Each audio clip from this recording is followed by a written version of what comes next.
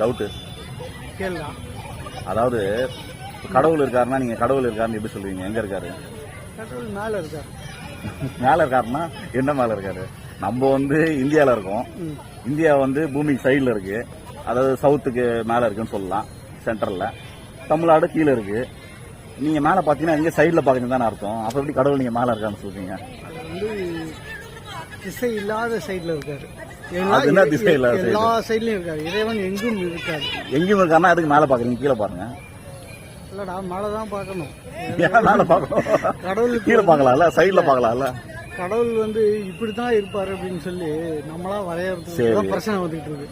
சரி இப்ப அங்க இருப்பாரு, இங்க இருப்பாரு, இப்படி இருப்பாரு, அப்படி இருப்பாருங்கதான் பிரச்சனை. சரி. அதனால கடவுள் இருக்காருங்கிறத மட்டும் நம்பு. அப்போ கடவுள் இருக்காரு, ஆனா இங்கதான் இருக்காரு, இப்படிதான் இருக்காரு நம்ப வேணான்றீங்க. ஆமா, அப்பயே நீங்க மேல பாத்தீங்க. அதனாலதான் மேல பாக்குறோம். அப்ப ஏன் பாத்தீங்க?